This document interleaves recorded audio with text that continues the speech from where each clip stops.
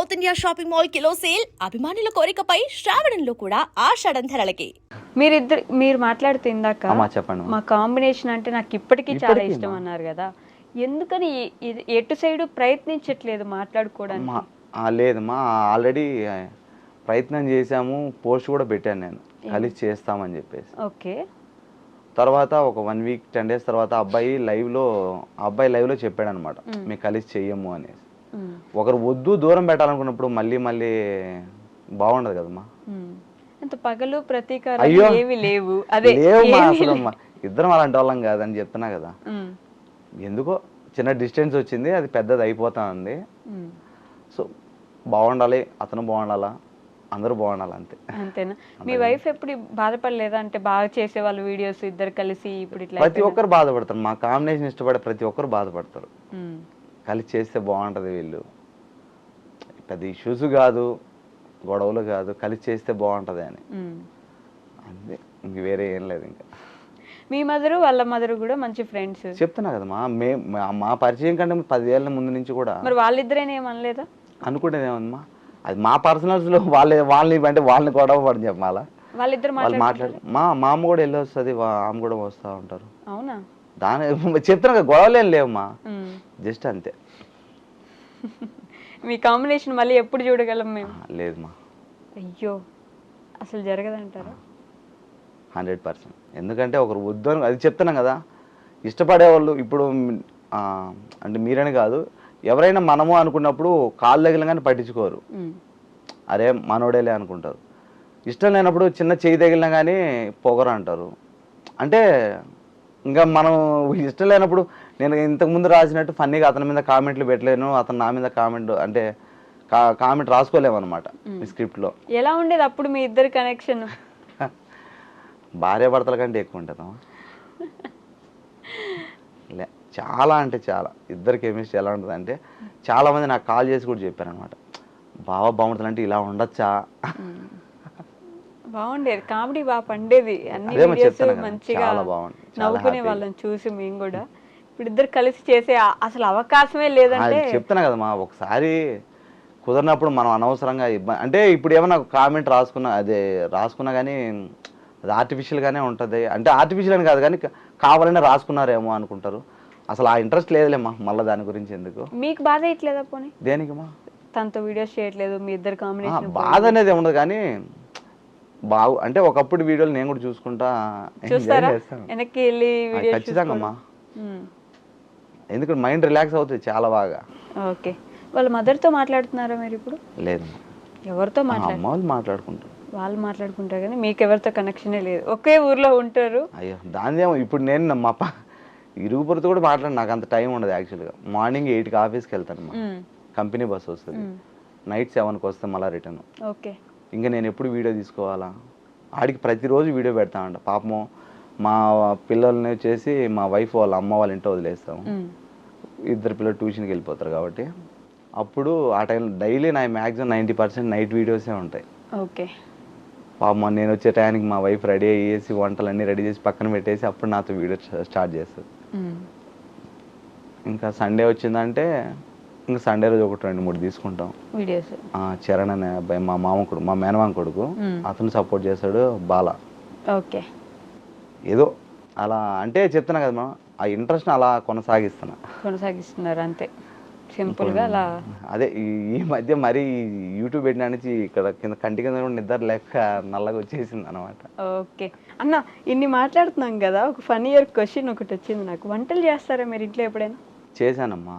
మా అక్కకు పెళ్ళి అయిన తర్వాత మా అమ్మ మా అక్క వాళ్ళ ఇంటికి ఎప్పుడన్నా వెళ్ళేది అనమాట. ఓకే. అప్పుడు మా నాన్నకి నేనే వండి పెట్టేవాడిని. ఏం వండుతారు బాగా స్పెసిఫిక్గా? నాన్ వెజ్ వచ్చేసి చికెన్, ఫిష్ ఫ్రై. ఇంకా రెగ్యులర్ గా మేము తినేది పప్పే అమ్మా. పప్పేనా? రెగ్యులర్ గా పప్పు తింటారా? అది ఏమున్నా కానీ, ఈవెన్ నాన్ వెజ్ తిన్నా కానీ పక్కన పప్పు అనేది ఒక ఆప్షన్ ఉండాల్సింది. అది టేస్ట్ చేసినా మా కడుపు నిండుతుంది. సూపర్. చికెన్ అన్నారు కాబట్టి చికెన్లో కానీ పచ్చళ్ళలో కానీ మనం ఖచ్చితంగా కారం అయితే మ్యాండేటరీ తెచ్చుకుంటాం కాబట్టి మేము ఎక్కువ తింటాం కదా. కర్రీ అయినా పచ్చడి అయినా, ఒక పచ్చడి పచ్చడికే కాదు కూరల్లోకి దేంట్లోకైనా సరే రంగు రుచి ఇలాంటివి ఏమీ కలపకుండా న్యాచురల్ కారం అయితే మన దగ్గర ఉందన్నమాట. విరాట్ మిర్చి పౌడర్, ఎలాంటి రంగులు కలపని కారం అనమాట ఇది. సో మీకు మా ఐ డ్రీమ్ తరపున విరాట్ మిర్చి powder. Thank you so much మా. అంటే మేము కారం ఎక్కువ తింటామని తెలిసి ఇచ్చినందుకు థ్యాంక్ యూ విరాట్ మిర్చి పౌడర్ గారు. కడప కాబట్టి ఖచ్చితంగా మనకి కారం మ్యాండేటరీ కాబట్టి ఉంటే మా ఇది ఒక 1 వీక్ వస్తుందేమో. అంతే 1 వీకా తినాలి కదమ్మా. వామ్మో 1 వీక్ లో అంత కారం అంటే లేదులేమ్మా. సూపర్. అసలు ఎలాంటి కెమికల్స్ కలపకుండా ఉన్న కారం అది. తప్పకుండా ట్రై చేస్తానమ్మా. థ్యాంక్ యూ అన్న. మీకు వచ్చిన బెస్ట్ కాంప్లిమెంట్ ఏంటన్నా యూట్యూబ్లో? యూట్యూబ్లో అనేది కాదమ్మా, డైరెక్ట్గా నేను ఎప్పుడైనా పెళ్ళిళ్ళకి వెళ్ళినప్పుడు కొంతమంది అడుగుతూ ఉంటారమ్మా. నేను ఆల్రెడీ చూసిన వీడియోస్ అయినా కానీ సార్ పడుకునే ముందర, అంటే టీచర్స్ ఎక్కువ గవర్నమెంట్ ఎంప్లాయీస్ వీళ్ళు పడుకునే ముందర ఒక 10 వీడియోలు మీరు చూసినట్టయినా మళ్ళీ ఒకసారి చూస్తే ప్రశాంతంగా నిద్రపోతాను సార్ ఓకే అంటారు. అది చాలా హ్యాపీగా అనిపిస్తుందమ్మా. ఇప్పటికి ప్రతి ఒక్కరు కూడా ఇద్దరు బావమరుదులు కావచ్చు, ఇద్దరు బావ అనే పిలుస్తారు. తండ్రి కొడుకులు కావచ్చు, ఇద్దరు బావ అనే పిలుస్తారు. ప్రొడ్యూసర్ ఒక అతను అనమాట, లక్ష్మీ కటాక్షం మూవీ ప్రొడ్యూసరు శ్రీనివాస్ రెడ్డి గారు సార్ వచ్చేసి ఒకసారి వాళ్ళది ఓటీటీలో రిలీజింగ్ ఉందని ప్రమోషన్ చేయమన్నారు. ఆయన కూడా ఫస్ట్ ఒక 2 సార్లు సార్ అన్నారు, తర్వాత నాకు కొంచెం ఇబ్బందిగా ఉంది బావగారు. సో ఇప్పటికీ ఆయన ప్రొడ్యూసర్ అయినప్పుడు కూడా బావానే పిలుస్తారమ్మా. ఓకే నెగటివ్ కామెంట్ చెప్పండి పర్లేదు. అదే చెప్తున్నా కదా, అంటే ఆ ప్రమోషన్ అయిపోయి ఇన్ని మంత్స్ అయినా కూడా ఎప్పుడైనా మెసేజ్ చేస్తానే ఉంటారు గుడ్ మార్నింగ్ అని చెప్పేసి. అట్లా నాకు స్టార్టింగ్ అంటే మేము ఛానల్ పెట్టిన 2 monthsకే ఒక అతను గుర్తించారమ్మా మమ్మల్ని. ఆయన పేరు కూడా శ్రీనివాసులు, డాక్టర్, ఆయన వైజాగ్లో ఉంటారు. ఆయన కాల్ చేసి మీరు ఎప్పుడో ఒకసారి ఒక మంచి స్థాయికి వెళ్తారు సార్ అనేది.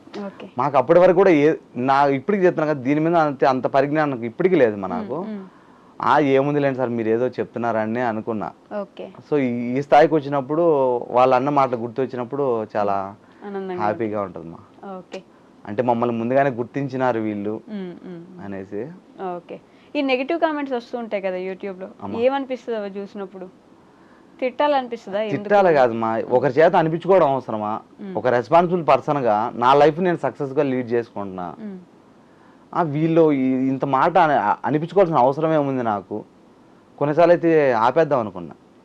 ఒకరి దగ్గర మాటలు పడాల్సిన అవసరం ఏంటి నాకు? మనకేం అన్నించి లక్ష్యాలు రావట్లే, ఏదో మనం ఏదో నలుగురు ఎంటర్టైన్ చేద్దామని ట్రై చేస్తున్నాము. వీళ్ళ మాటలు ఎందుకు పడాలి నేను అనిపించింది. అంతేగాని తిట్టాలనేది ఏమి ఉండదు మా. ఉంటారు అంటే వాళ్ళు చూసే మూడ్ని బట్టి ఉంటుంది.